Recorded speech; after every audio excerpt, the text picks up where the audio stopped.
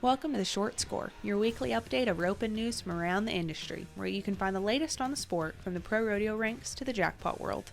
I'm Taylor Vollen, and I'm your host. Hey everyone, welcome back to another bonus roping.com tips episode of The Short Score. It's your host, Taylor Vollen. On this episode, I have an audio clip for you from Nick Sartain explaining the difference between a rodeo swing and a jackpot swing.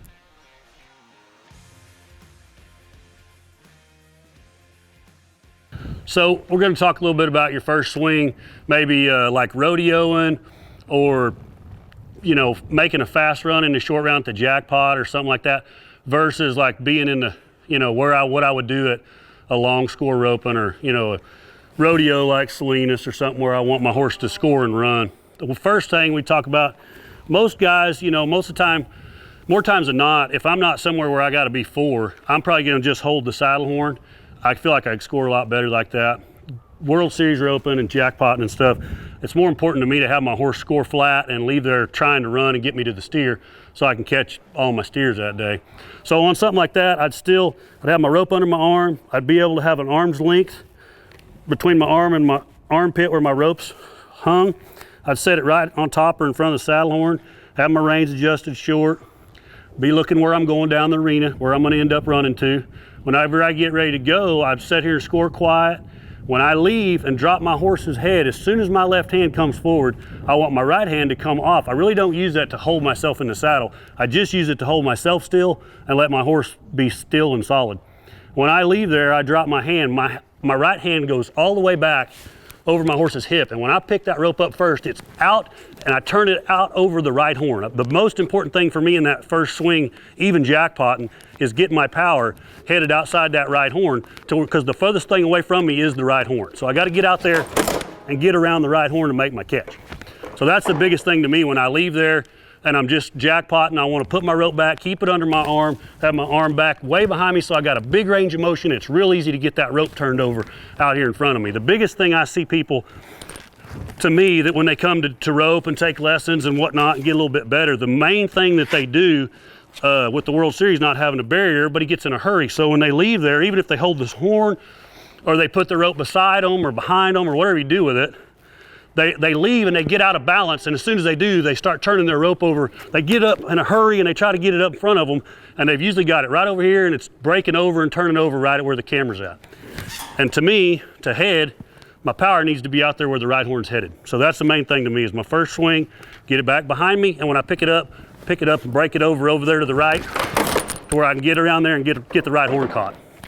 While we're talking about this first swing and we got the dummy sitting in front of the box, we'll talk a little bit about one other thing I see people make a mistake. When they come in the box, they get in a hurry right here and see where my horse is pointed. He's pointed right at you, but his butt's headed out over here towards the barn, towards the alleyway of the barn. And they get in such a hurry, they want to back their horse in right there. Well, look, when he backs straight in, he's backing right out of the corner, right? So the main thing that I see people is they don't finish that turn and make that horse get himself straight.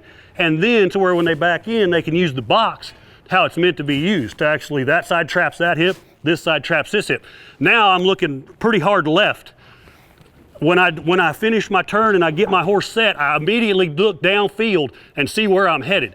If I left in a straight line, I'm headed right over here at the right fence. Well, unless I got a steer that goes dead right, terrible, this is too far right. So at that point, once I get him set, it's easy to just move him over and make an adjustment to where now when I look downfield, I'm headed right at the left side of the strip and shoot.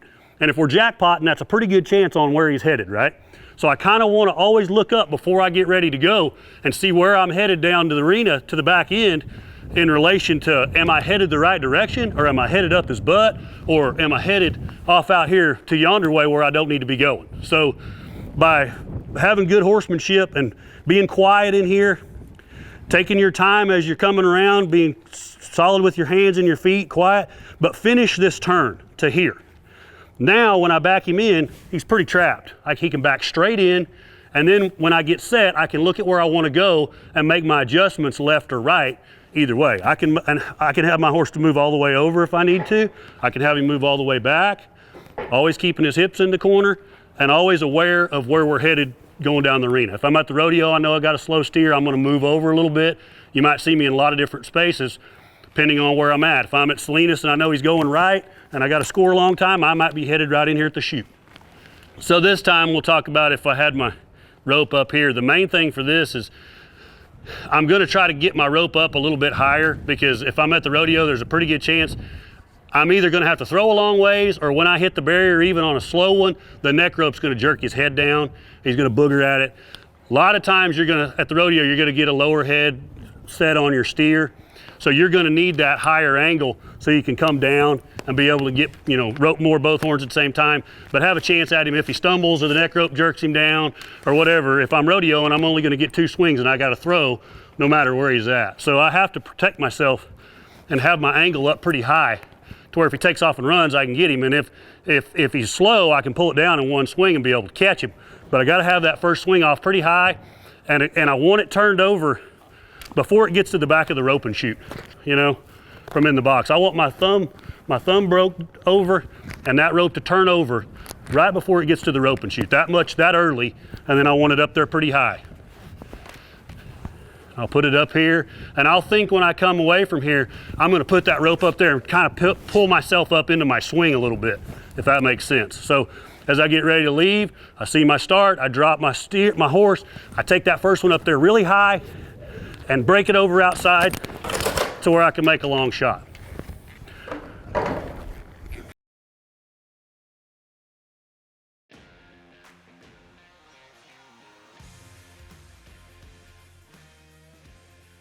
Don't forget to head on over to ropin.com today and sign up. You can use the code THESCORE15 for 15% off.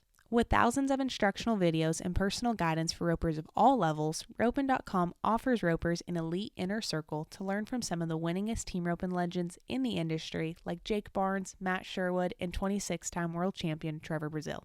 Join now for only $29.95 a month and take advantage of step-by-step tutorials, run critiques, private member-only Facebook groups, live stream event coverage, and so many other benefits available exclusively to ropin.com members.